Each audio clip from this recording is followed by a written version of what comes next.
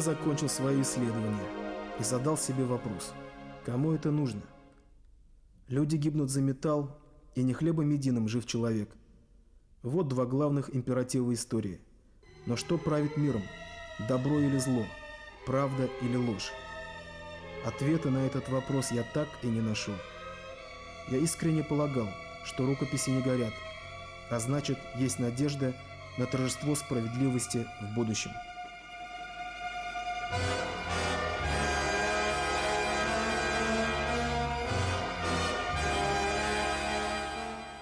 Закончилась гражданская война. Но в растерзанной Башкирии все еще гремят выстрелы. 6 раз по ней прокатывались белые и красные армии. Но выстрелы эти не были эхом прошедшей войны.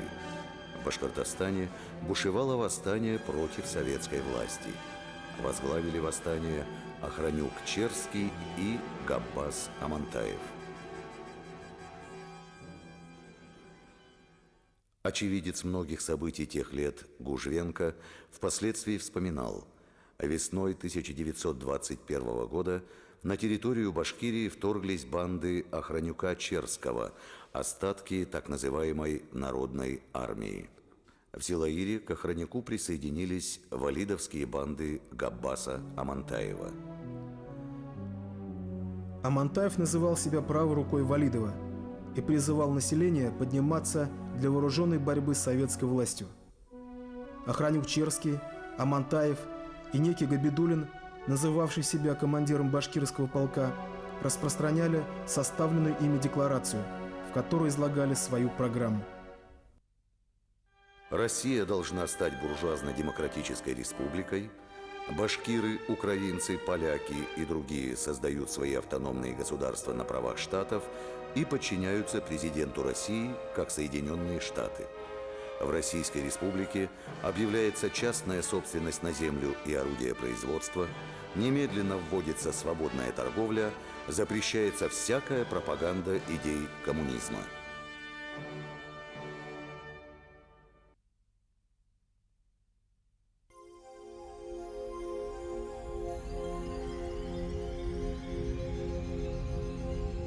Повстанцы провозгласили новую демократическую Башкирскую республику со столицей в Зилаире.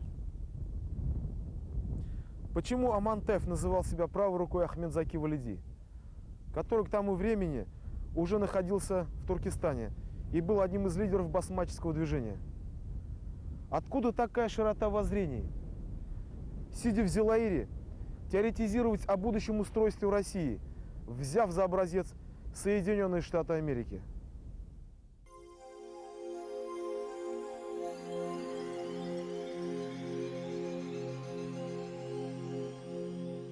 В 2020 году, в мае, был принят декрет о государственном устройстве Башкирской автономной республики, которым были ограничены как экономические, так и политические права республики. Потом состоялся в июле первый Всебашкирский съезд, и образовались новые органы власти республики. Это Башсык и Башсайнка. Председателем вот этих двух новых органов стал вообще противник самоопределения народов Гали Шамиголов. И вообще-то в Башкирии вот повстанческое движение началось из-за политики вот это правительство Гали Шамиголова. Это еще осенью 2020 года. Оно было, конечно, подавлено, потом уже в 2021 году вот как раз началось вот это движение Охранюка Черского и Габбаса Амантаева. Чем же не устраивала Охранюка и Амантаева уже существовавшая Советская Башкирская республика? Почему они провозгласили новую республику со столицей в Зилаире, Башкирский штат? У них были основные требования: возвращение Ахмедзаки Валиди на свою прежнюю должность. Потом вот все те люди, которые выступали тогда против башкирской автономии, должны были вообще покинуть Башкортостан, отмена политики по родоразверстке и восстановление экономических и политических прав Башкирской республики. Отрядам Охранюка и Амантаева удалось захватить Баймакский и ряд других заводов, несмотря на сопротивление местных рабочих, многие из которых прошли огненную закалку в знаменитом рейде партизанской армии Блюхера в 1918 году. Однако вскоре повстанцы были разбиты частями Красной армии. Амантаев был схвачен и осужден, Охранюк-Черский бежал в Туркестан, к басмачам, вероятно, имея намерение найти убежище у Валидова. Еще одно подтверждение влияния Заки Валиди, даже после его ухода из Башкортостана. В идеях Охранюка и Амантаева проглядывает широта воззрений великого политика. Возможно ли, что Заки Валиди тайно руководил повстанческим движением в Башкирии из Туркестана? Вряд ли.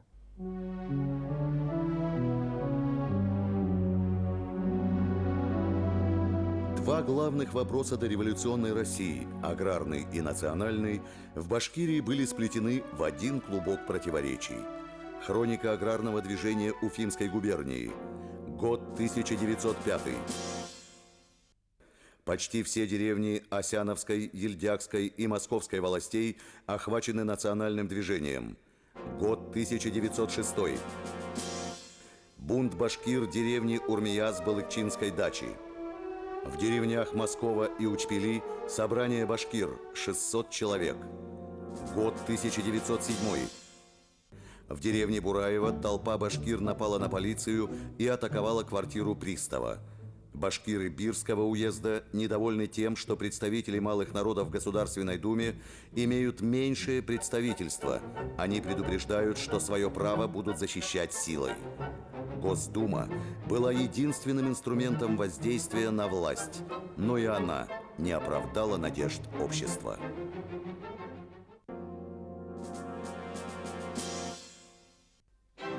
Империя агонизировала, ибо всем им отпущен свой предел.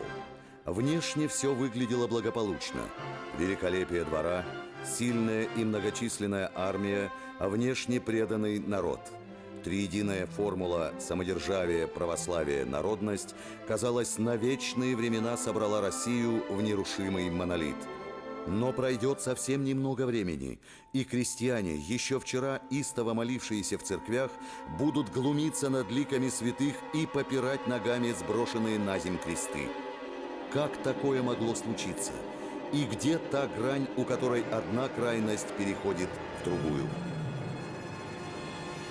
Зачем мутятся народы и племена замышляют тщетное? Восстают цари земли, и князья совещаются вместе против Господа и против помазанника его. Расторгнем узы их и свергнем с себя оковы их. Живущий на небесах посмеется, Господь поругается им. Псалтырь, 2-й псалом Давида.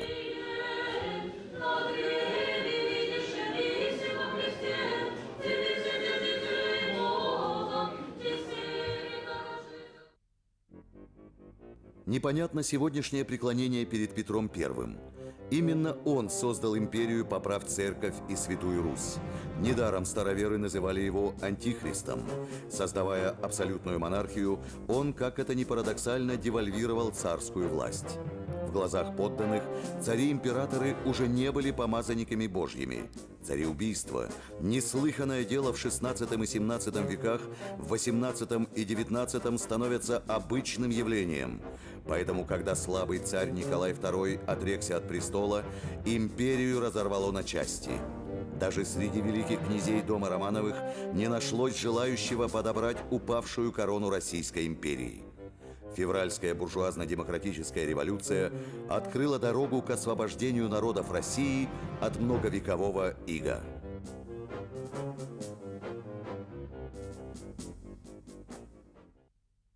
Федотов Георгий Петрович.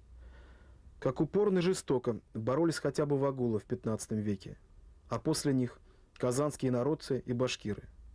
Их восстание мы видим при каждом потрясении русской государственности. В смутное время, при Петре, при Пугачеве.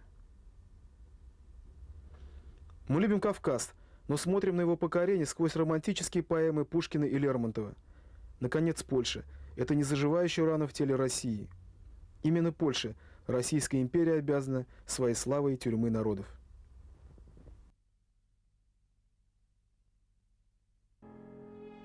Судьбой упавшей Византии мы научиться не хотим. И все твердят льстецы России: ты третий Рим, ты третий Рим. Пусть так. Орудий Божией кары запас еще не истощен.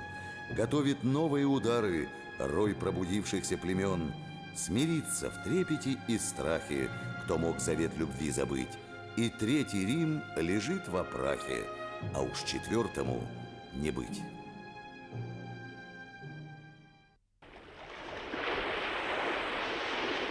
Идея федерации витала в воздухе, и первыми ее подхватили украинцы и башкиры.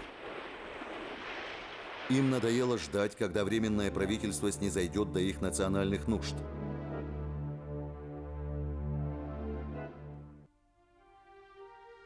«15 ноября 1917 года Башкирский областной совет провозгласил в Оренбурге автономию Башкортостана в пределах так называемой «Малой Башкирии», то есть в районах доминирования башкирского населения.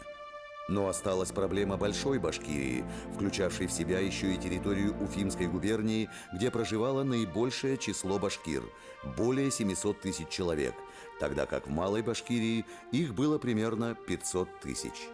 Лидер башкирского национального движения Ахмед Заки Валиди имел план добиться признания сначала Малой Башкирии, а затем Большой. Однако большевики не только и мысли не допускали о передаче Уфимской губернии башкирской автономии, но и последнюю ставили под сомнение. Как увидим, произойдет именно так, как замысливал башкирский лидер.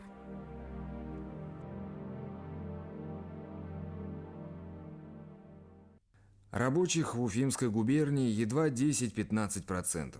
Губерния крестьянская, большинство с чисто собственническими настроениями, крестьянство зажиточное. Но есть и богачи, особенно в башкирских властях, так называемые башкиры-вотчинники. В общем, почти вся деревня идет за кулаками, за их идеологией, за их лозунгами.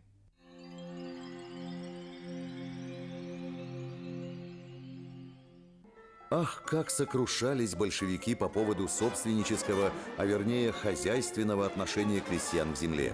Своего они добились, правда, гораздо позднее, но тогда у них союзников в деревне не было. Большевиков поддерживал немногочисленный российский пролетариат, который впоследствии также пожалеет о своем выборе в 1917 году.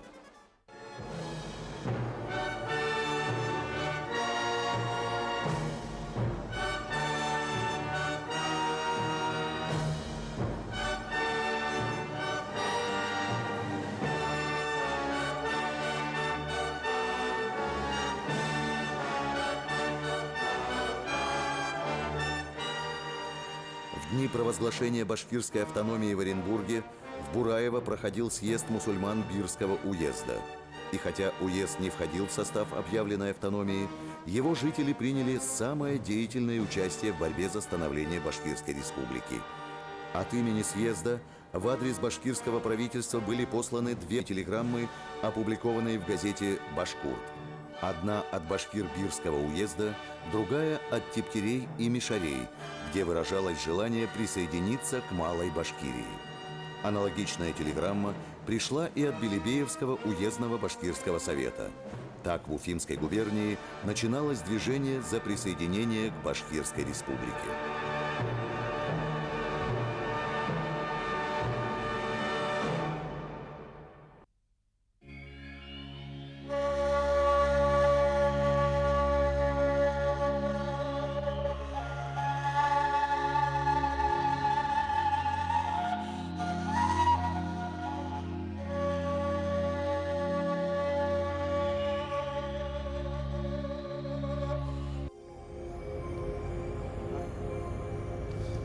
Первым дать организованный отпор большевикам на Урале попытался в конце 1917 года казачий атаман генерал-лейтенант Дутов. Было это здесь, в Оренбурге. Однако Дутов вскоре был разбит частями Красной гвардии. И большевики теперь решили бороться с башкирскими автономистами. Вот что писал в те дни из Екатеринбурга в Питер уральский совдеп. Дутов, разбитый под Оренбургом, бежал в Верхнеуральск, где около него собралось 1008 всякого сброда. Башкирская буржуазия в тесном союзе с Дутовым пытается и готовится объявить автономию Башкирии и других местностей Урала. Это национальное мусульманское движение, подогреваемое нашими контрреволюционерами, носит определенно антисоветский характер. В то же время оно является более серьезной угрозой, нежели дутовская авантюра. Башкирский съезд в Верхнеуральске избрал кантонного начальника, который требует себе полного подчинения, угрожая в противном случае применением вооруженной силы.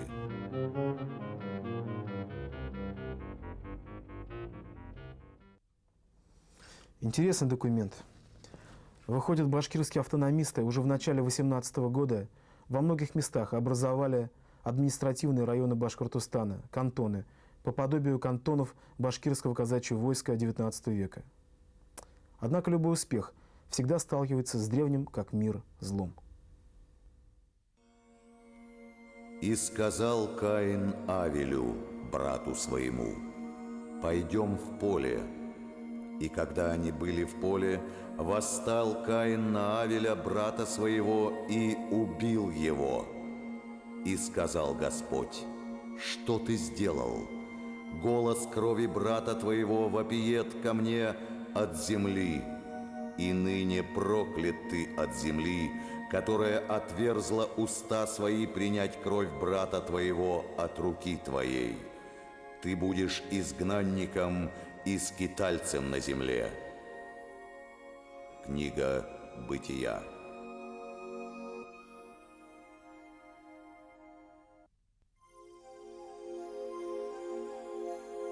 «17 февраля 18 года в Оренбурге было совершено неслыханное предательство. Башкирское правительство, в том числе и Заки Валидов, было арестовано своими бывшими соратниками по общемусульманскому движению России. Предательство было совершено Оренбургским губернским мусульманским военно-революционным комитетом, во главе которого стояли Гали Шамигулов и Багаудин Нуриманов. Они были против права нации на самоопределение, права нации на национально-территориальную автономию и стояли на позициях национал-коммунизма. Местная большевистская власть одобрила постфактум действий своих приспешников.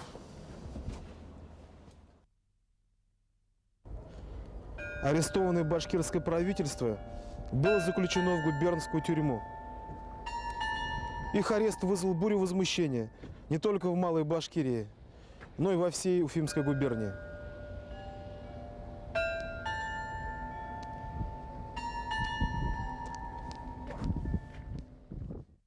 Петроград из Стерлибашева. Требуем освобождения арестованных членов башкирского предпарламента. Табулгинский башкирский районный совет. Как могло произойти это предательство? Шамигулов, главный противник башкирской автономии, выдвигался по списку номер 11 федералисты-башкиры вместе с Валидовым в депутаты Всероссийского учредительного собрания, хотя был большевиком, но в отличие от Валидова не был избран. Свою жизнь он закончил в 1959 году на чужбине скитальцем и изгнанником, как Каин в притче книги Бытия. Всероссийское мусульманское движение, возглавляемое казанской буржуазией, как это ни странно звучит сегодня, было сторонником единой и неделимой России. Лидеры движения Садриддин Максуди, Гаяс Исхаки, Хади Атласов уговаривали башкирских лидеров отказаться от автономии. В то время мусульманский совет обладал огромной военной силой. Все татаро-башкирские солдаты, прибывавшие с фронта, поступали в его распоряжение. Собралось более 50 тысяч солдат. Но как распорядились этими силами? Большинство солдат разошлось по домам, устав от бесконечной митинговщины.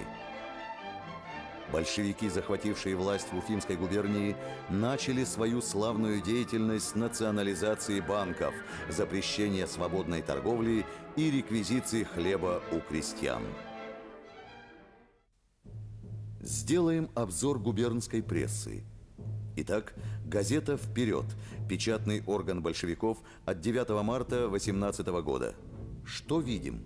Заметка «Голодные бунты», в которой говорится, что Центр категорически настаивает на выполнении январского плана по брод-разверстке Московскому округу. «Спешите, товарищи, революция в опасности, время не ждет», торопят продслужбы в статье «Хлеб и революция». А уже в следующей опубликован февральский наряд в Уфимскую губернию. 1008 вагонов муки, 144 крупы, 435 овса, хотя еще не собрана январская дань прожорливым московским комиссарам.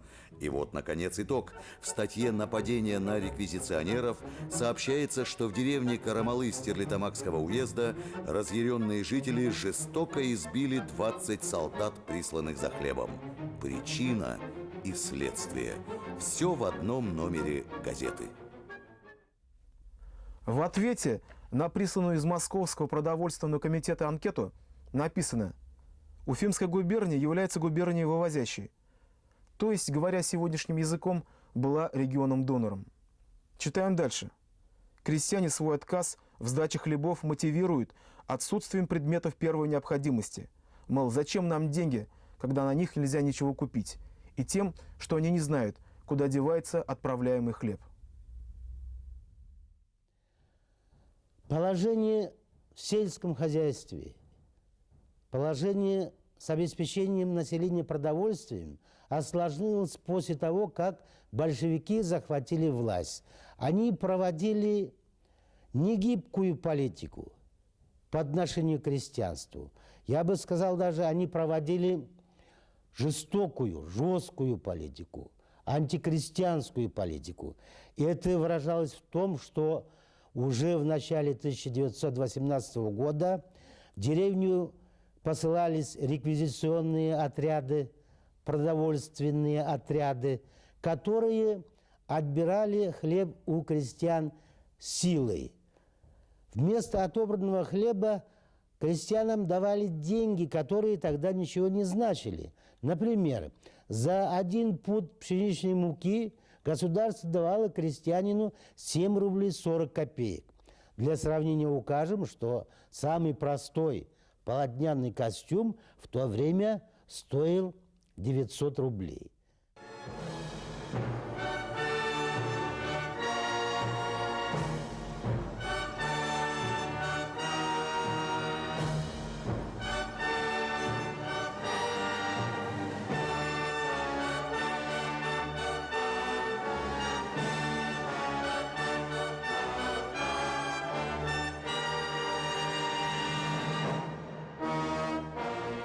В Бирске проходил 3-й уездный съезд Советов, на котором подводились итоги подавления волнений в городе и уезде. Начиная с Нового года, граждане Бирска заволновались, писал печатный орган бирских большевиков «Крестьянин, рабочий и солдат». Во всех учреждениях и везде слышны были разговоры о большевиках и их комиссарах, которые точно изверги какие-то будут врываться всюду, а потому все приглашались на различные совещания о мерах борьбы с большевиками. Заметка называлась «Образумьтесь», но биряне не образумились. Главным контрреволюционным гнездом в Бирске явилось реальное училище, которое превратилось в арену политической борьбы. Объединились учителя, учительницы, родители, учащиеся, и все время стоял вой и стон против советской власти.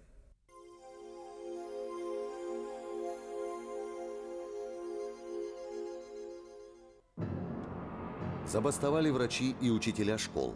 Меньшевистская газета «Голос рабочего» сообщает, как большевики застращали преподавателей. Бирские большевики решили привлечь на свою сторону несколько учеников. Местный комиссариат выдал им надлежащие мандаты, и они начали работать. Эти бирские хунвейбины по ночам врывались в квартиры преподавателей и учащихся и производили обыски, угрожая пристрелить на месте. Большевистская газета разразилась ехидным памфлетом. Забастовка не случилась, все распалось в прах. Власть советов укрепилась и внушает страх. Именно страх. Новое и неизвестное чувство, которое будет усиливаться и усиливаться, а затем перейдет в сладострастный, мазохистский восторг обожания отца народов. Царские держиморды теперь казались милыми персонажами детских страшилок про Бармалея на фоне совершенно не сказочных, а ужасающе реальных, как топор палача, большевиков.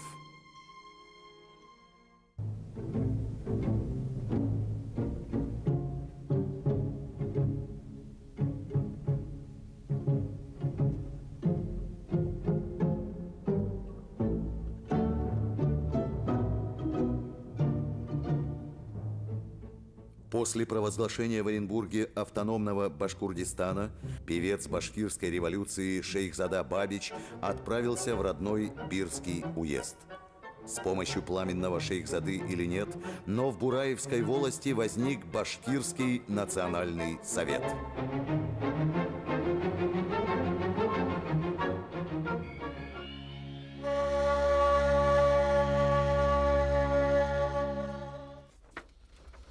Ревизские сказки – это своеобразная метрика населения нашего края. Я надеялся отыскать в них информацию о предках участников Бураевского движения.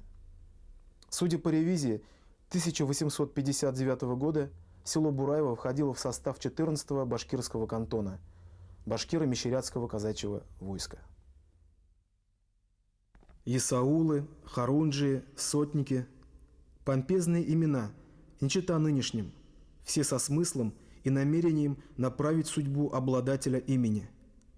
Население Бураева было на удивление однородным. Подавляющее большинство Бураевской волости были башкирами из рода Ельдяк.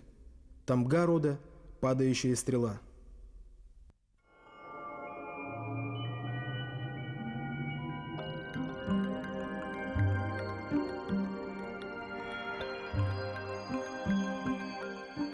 Некто Муса Эшбулатов, живший в начале XVIII века, сообщал в своей челобитной: прадед их, башкирец Бурай, овладел вотчинною и бортным ухожьем по Танып-реке, и тот прадед их Бурай переехал жить из Уфимского уезду в Казанский уезд и жил там и умре.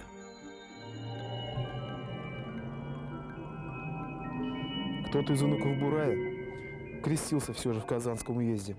Ведь там свирепствовали миссионеры, вынудившие тысячи и тысячи татар принять крещение.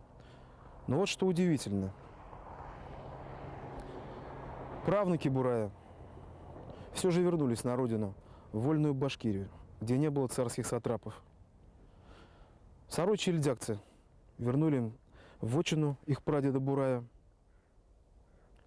И с тех пор, как мне кажется, в этих местах словно ангел-хранитель витает его дух, хотя тело погребено где-то очень и очень далеко. Такая вот история.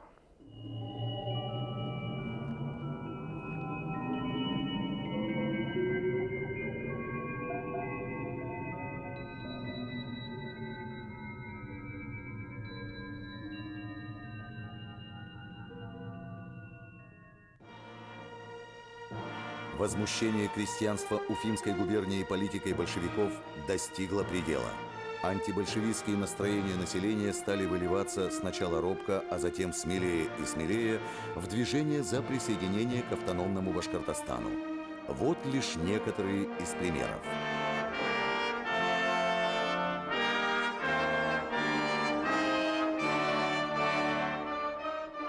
В Белебее проходило заседание уездного земельного комитета, в протоколе которого записано: возник вопрос об отношении к предполагающемуся 20 февраля съезду башкир в деревне Альшеевой с целью организации штата Башкирии. Собрание постановило делегировать на данный съезд 2 делегатов. Им же поручено присутствовать на таком же съезде в деревне Старохилимовой Тюрюшевской волости. А в газете «Вперед» от 20 марта 18 года писали: В некоторых селах даже попы Самвона ведут агитацию за присоединение к автономии башкир и за отделение от анархических великороссов, отбирающих у церкви земли. Население искало защиты у правительства башкирской автономии от произвола большевиков.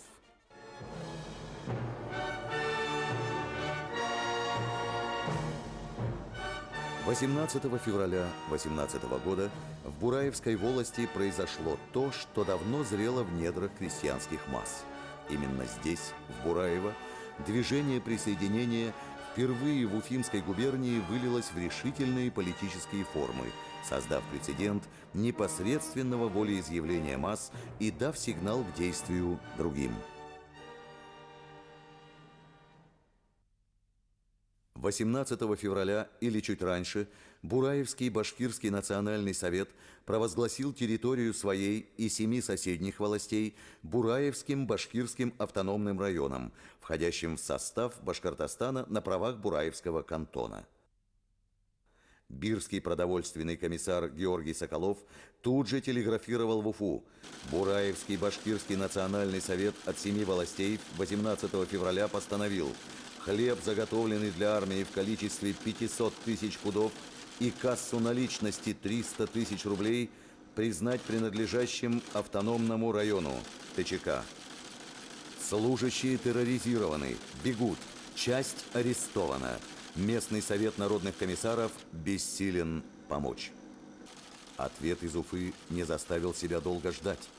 Бураево Башкирскому национальному совету: Бирское продуправо телеграфирует, что вы запретили вывозить из вашего района заготовленные нами хлеба. Просим немедленно снять запрет. Однако бураевцы не только не сняли запрет, но и приступили к организации своего войска. Кулаки и бывшие на фронте их сыновья и родственники по приказу штаба организовывали отряды, вооружали их чем попало. Каждая деревня должна была выставить отряд и послать его в распоряжение штаба в Бураево. В течение недели после начала восстания в Бураево прибыло 10 отрядов. Численность войск восставших доходила до 1000-1200 человек. Страхи, панические слухи о том, что восставшие огромной силой движутся на Бирск, убивают всех большевиков, повлияли на маловерных.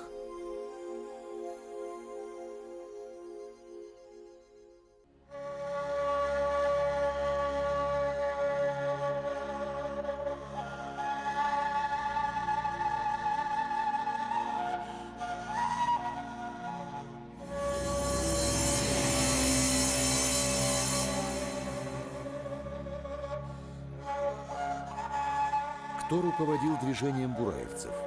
Если бы не было известно, что Ахмед Заки Валиди в это время сидел в Оренбургской тюрьме, то можно было бы подумать, что это его рук дело. Настолько решительны были действия повстанцев. Но газета «Кюряш» пишет, что руководителями были Сахибзада Максюдов, бывший депутат Первой Государственной Думы, коммерсант из села Дюртюли, и Шарафуддин Хамидов из Бураева. Подворная карточка Хамидова. Сословие: вотчинник деревни Бураева. Национальность – башкир. Торгово-промышленные заведения: Крупянка, 3 мельницы, хлебная пристань. Ему было 53 года, имел 2 работников, 2 жены, 28 и 52 лет, детей, содержал тещу и мать в возрасте 100 лет. Пробольшевистская газета «Кюряш» гневно писала о них: эти враги народа подстрекали к мятежу коренные башкирские деревни, такие как Манчарово в Бирском уезде, тем, что будто большевики придут громить мечети и уничтожать религию. А ведь правы были Хамидов и Максюдов. Пришли ведь большевики громить мечети, правда позднее, но все же пришли. Затем запретили за ненадобностью арабскую графику, на которой писали их подпевалы из газеты «Кюряш». В Москве были очень взволнованы событиями в Бураево. Комиссар продовольствия РСФСР Цурюпа телеграфировал в Уфу: Прошу вас употребить все меры для локализации выступлений бураевцев, не останавливаясь ни перед чем. Посылайте отряды, арестуйте руководителей, предавайте их строжайшему суду. Но губернские власти опасались выступать с малыми силами по враждебной территории. Сложилась странная ситуация. Башкирское правительство еще содержится в тюрьме, а Бураевский автономный район на целый месяц стал единственно реальной частью автономного Башкортостана. Бураевский башкирский кантон на время стал единственным олицетворением вековой мечты башкирского народа. Газета «Кюряж» продолжает. Бураевские мятежники оказали сопротивление Красной гвардии. Они не согласились признать советскую власть. Отряду Красной гвардии пришлось вернуться обратно. Было решено прислать из Уфы в Бураево советские войска и подавить мятеж. Наконец, в среду, 27 марта, ночью прибывшие войска окружили Бураевский фронт. Восстание было разгромлено. И по сей день в Бураево каждый помнит Шарафи Хамидова. Здесь его называют просто Шарафи Бай. Он что-то вроде местной легенды. Его заброшенный огромный дом, как живое свидетельство о бураевском мятеже, безмолвно высится вдали от людской суеты. Говорят, неугомонный Шарафи Бай сумел скрыться от красных. Его потомки ныне проживают в Турции. В Бирске все еще шел третий уездный съезд Советов. 31 марта съезд с удовлетворением заслушал доклад Чернядьева о ликвидации бураевского движения и наложении Красной гвардии контрибуции в 2 миллиона рублей на некоторые бураевские фирмы. Продразверстка – это не выдумка большевиков и не выдумка Временного правительства. Продовольственная разверстка проводилась и при царском режиме, то есть в годы Первой мировой войны.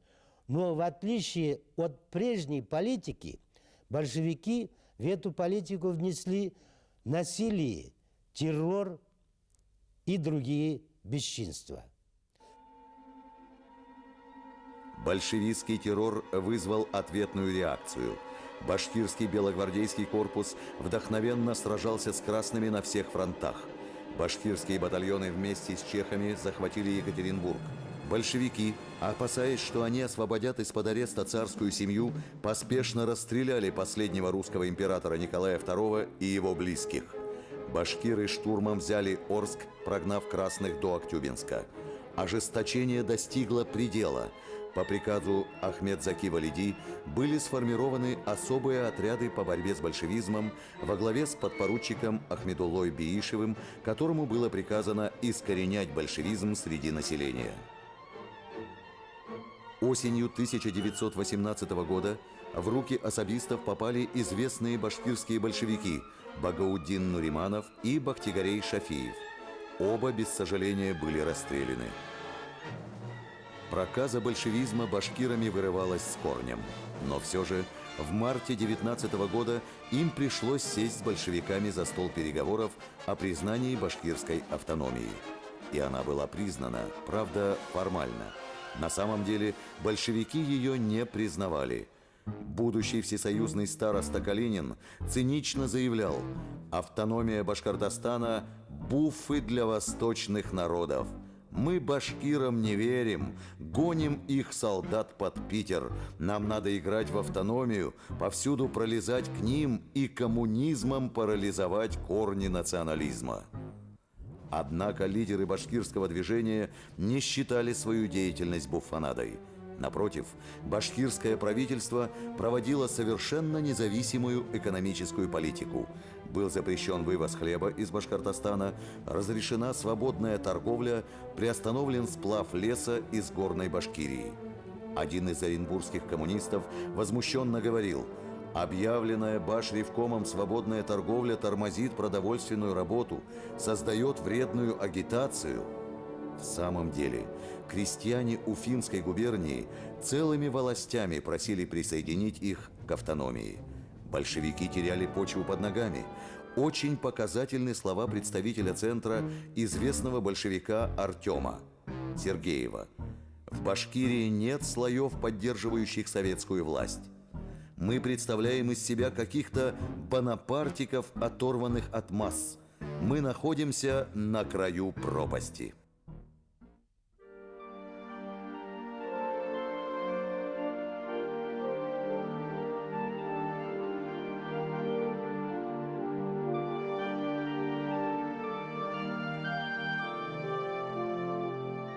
В XVIII веке по этим заснеженным степям вихрем проносилась конница Алдар-Батыра, Акая, а затем Салавата Юлаева, приводя в ужас противника. И вот в XX веке вновь поднялись обездоленные несправедливостью властей башкиры, татары, русские.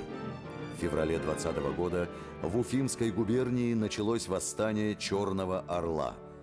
2 марта 1920 года состоялся разговор по прямому проводу между Белебеем и Уфой. У аппарата председатель Белебеевского исполкома Клюев. Информирован ли губком о положении? Все, что можете сообщить, передайте подробно. Банды восставших находятся в 64 верстах от Белебея. В захваченных прокламациях фигурируют лозунги «Долой коммунистов», «Да здравствует свободная торговля». Население, в особенности кулаческое и башкирское, встречает эту банду везде восторженно.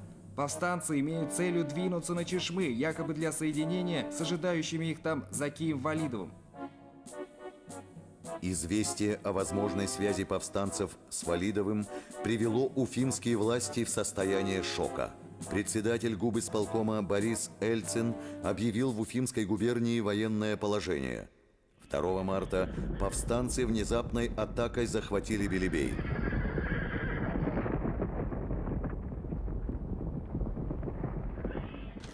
Взбешенный Лев Троцкий отбивает телеграмму. Временная сдача Белебея почти невооруженным бандам представляет факт неслыханного позора. Предлагаю Реввоенсовету Туркестанского фронта выяснить обстановку сдачи Белебея для привлечения виновников как изменников и предателей. Ровно через 2 года после Бураевского движения в Бирском уезде вновь началось восстание. Восстание Черного Орла. Из осажденного Бирска председатель Бирского совдепа Чернядьев 3 марта обратился с истерическим воззванием к населению.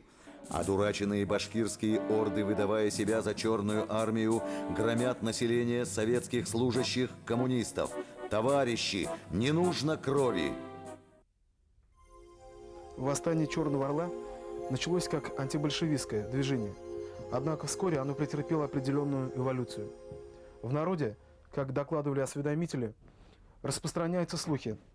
Заки Валидов во главе войска идет для уничтожения коммунистов. На одном из заседаний ЦК РКПБ восстание Черного Орла было названо чисто национальным движением, инспирированным Валидовским правительством Малой Башкирии.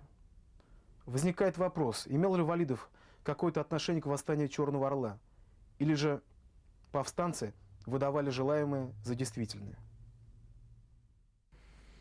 Что касается восстания Черного Орла, это было, можно сказать, чисто крестьянское движение, притом многонациональных крестьян Уфимской губернии, направленное против политики продразверстки, вообще аграрной политики партии большевиков.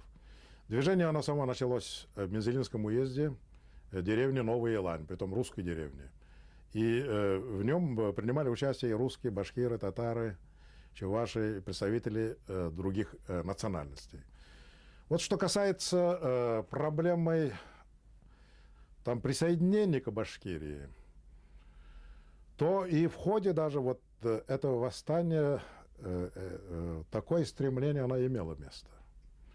Почему? Потому что в пределах Башкирской республики она проводилась несколько сдержанная, так можно сказать, экономическая политика. Ну, в определенной мере это свобода торговли, деятельность вот продотрядов в какой-то мере ограничивалась, интересы вот защищались. И, естественно, вот эти слухи об этом доходили и до крестьян Уфимской губернии. Это с одной стороны. И потом давайте не будем забывать, что в Уфимской губернии проживало около 500 000 башкир. И среди них вот это движение за присоединение, оно началось еще в 19 году. Ну, например, башкиры Белебеевского уезда, вот минских властей, уже тогда неоднократно обращались и центральным органам, и Уфимскому правкому, и Башкиркому с просьбой присоединиться к Башкирской автономной республике. Протокол допроса Ахмеддина Гайнанова, гражданина деревни Бекметова, по существу дела показал. Граждане деревни Бекметова Уфимской губернии на общем собрании составили приговор о согласии присоединиться к автономии. Причем я был избран делегатом, чтобы отвести приговор Валидову в Стерлитамак, председателю автономии. Обратно возвратясь, я привез воззвание от автономии, где все призывались на борьбу с коммунистами. Должен сказать, что в деревне Куянова тоже был составлен приговор о согласии присоединиться к автономии, и был избран делегат к Валидову. Показания Кашафгалея Камалетдинова. К нам в деревню Одноголово приехал от Заки Валидова кожевник деревни Бекметова Ахмадин Гайнанов и говорил, что организаторам черных банд нечего бояться, что их арестуют, так как стоит только об этом сообщить Заки Валидову, как он сможет их освободить. Перебив коммунистов, мы избрали бы главой правительства Заки Валидова. Ему мы дали слово, обещали. Действительно ли Валиди тайно руководил восстанием, или же повстанцы выдавали желаемое за действительное, остается загадкой. Еще одной тайной этого великого человека. Ясно одно. Восстание Черного Орла сыграло решающую роль в создании Большой Башкирии. В ходе подавления этого восстания, в котором участвовали хорошо вооруженные пушками, пулеметами регулярные части Красной Армии, части особого назначения, чекисты, вооруженные коммунисты, было убито более 10 тысяч человек. По другим данным, более 20 тысяч человек. Многие были ранены. Вот так расправлялась большевистская власть с крестьянами, которые являлись кормильцами страны. В 1922 году Уфимская губерния была упразднена, и образовалась, условно, так скажем, так называемая Большая Башкирия. То есть в основе все-таки одна из причин вот образования Большой Башкирии, вот, можно сказать, явилось движение населения Уфимской губернии за присоединение к Малой Башкирии или Башкирской Советской Автономной Республике. Николай Бердяев писал, что идея класса убила в России идею человека. Репрессии большевиков унесли жизни лучшей части российского крестьянства, а их политика оболванивания масс вела к стиранию исторической памяти народа. Уже в 1924 году, извращая действительность, уфимский поэт Константин Приуральский писал: «Твой гений вывел на свободу весь край башкирский нам родной, дав автономию народу, спас от судьбины роковой». За свою республику башкирский народ заплатил слишком дорогую цену. Ради чего? Ведь Россия в 90-х годах 20 века все равно пришла к тому, за что боролся Ахмед Заки Валиди. Газета «Башкурдистан» еще в далеком 18-м году провозглашала: «Да здравствует Башкурдистан! Да здравствуют Соединенные Штаты России!»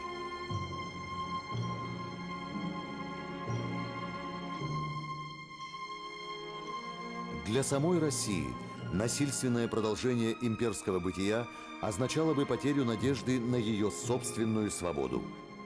В конце концов, имперское сознание питалось не столько интересами государства, тем менее народа, сколько похотью власти, пафосом неравенства, радостью унижения, насилия над слабыми. Потеря империи есть нравственное очищение, освобождение русской культуры от страшного бремени, искажающего ее духовный облик. Рукописи не горят. Пусть так, но какой в них прок, если люди не хотят знать правды, предпочитая сладкую ложь? Но с другой стороны, разве можно спрашивать человека, находящегося в коме, нужна ли ему кислородная подушка. Значит, нужно нести слово правды в люди, несмотря на непонимание. И тогда люди рано или поздно услышат тебя.